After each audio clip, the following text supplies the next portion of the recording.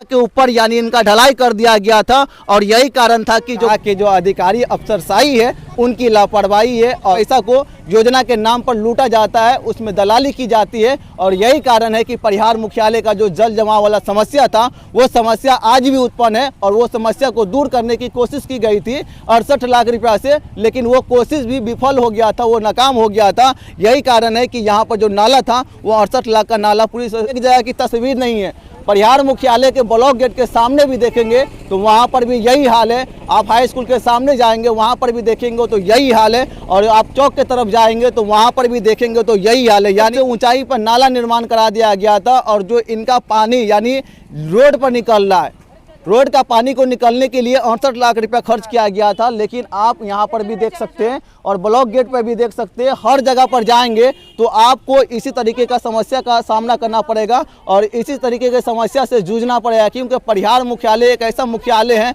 जहाँ का जनसंख्या 3.5 लाख है, लेकिन 3.5 लाख के जनसंख्या में परिहार मुख्यालय में आने के लिए मात्र एक यही सड़क है और इसी सड़क पर हमेशा जल जमाव उत्पन्न रहता है और इसी जल जमाव को दूर करने के लिए 68 लाख रुपया मुखिया फंड से खर्च किया गया था। और मुखिया फंड से इसलिए खर्च किया गया था कि यहाँ का जो समस्या है, जो आम लोगों का समस्या है उसे दूर किया जाए। लेकिन समस्या जो है आपको सड़कों पर दिखाई दे रहा होगा और जो जल जमाव का समस्या था ये आज भी दूर नहीं हो पाया और कल भी दूर नहीं हो पाया था, क्योंकि ये समस्या उत्पन्न हो रहा है सिर्फ अधिकारी के कमी के कारण और ये जो जीते हुए प्रतिनिधि हैं उनके कमी के कारण हो रहा है। क्योंकि यहाँ पर जो ढलाई किया गया था वो ढलाई की तस्वीर पहले दिखा दूँ आपको, तो कुछ तस्वीर दिखा देता हूँ। ये जो सरिया आपको दिखाई दे रहा होगा, एक सरिया के ऊपर यानी इनका ढलाई कर दिया गया था और यही कारण था कि जो गाड़ी इससे गुजरा था उनके कारण ये क्षतिग्रस्त हो गया था और ये टूट करके पूरी तरह से इनका क्षतिग्रस्त हो गया हुआ। क्योंकि जिस समय इनका नाला निर्माण कराया जा रहा था, इंजीनियर को हमने बताया था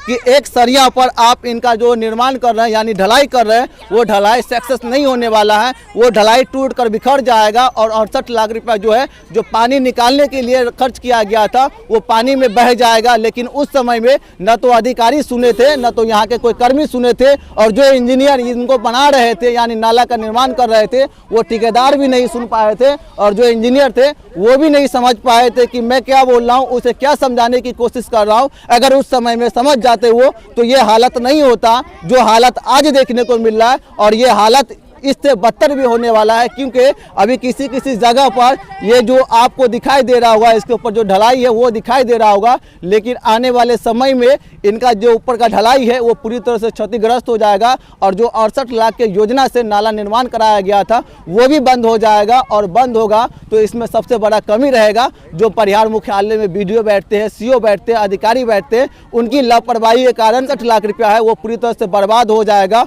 और सबसे बड़ा कारण यही है कि इस नाला की बात किया जाए तो नाला निर्माण जब से हुआ अब तक की बात किया जाए तो 2 साल का वक्त हुआ, लेकिन 2 साल से पहले यानी जब निर्माण कराया गया था, निर्माण के 1 सप्ताह बाद जो नाला एक तरफ से निर्माण हो रहा था और दूसरी तरफ से टूट रहा था, उस समय में बताया गया था इंजीनियर को, लेकिन उस समय में कोई भी ध्यान नहीं दे रहे थे। अधिकारी को बताया गया था लेकिन वो भी ध्यान नहीं दे रहे थे। इन पर कई खबर छापा गया था, उनके बाद भी ध्यान नहीं दिया गया था और कई अधिकारी तक इनकी कंप्लेन की गई थी, लेकिन उस समय में भी अधिकारी को इनका जो समस्या था, ये जो कुताही की गई थी वो भी नहीं दिखाई दे रहे थे। अगर वो शायद देख लेते समय रहते हुए तो आज ये हालत नहीं होता। और हालत का जिम्मेदारी जो उनको ये सूचना मिली थी कि यहाँ पर कुताही की जा रही है, लेकिन वो कुताही को समय रहते हुए दूर नहीं किए थे, वो सबकी मिली भगत के कारण इस नाला वाला योजना को लूट लिया गया है और पूरी तरह से बर्बाद कर दिया गया है। और यही कारण है कि परिहार मुख्यालय जो है कल भी जल जमाव जैसे समस्या से जूझ रहे थे,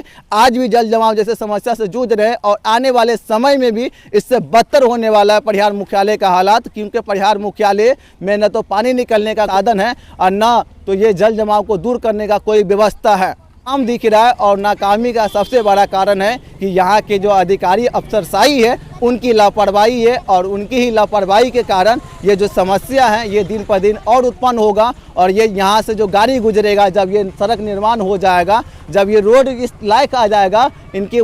यानी ऊंचाई में लेवल हो जाएगा, तब सबसे ज़्यादा दुर्घटना होगा। क्योंकि कोई अनजाने में जानबूझकर या अनजाने में इनके ऊपर से गाड़ी लेके जाएंगे तो उनका क्षतिग्रस्त होगा, गाड़ी पलट जाएगा और रोड एक्सीडेंट होने का भी मामला बढ़ जाएगा अगर समय रहते हुए ध्यान नहीं देगा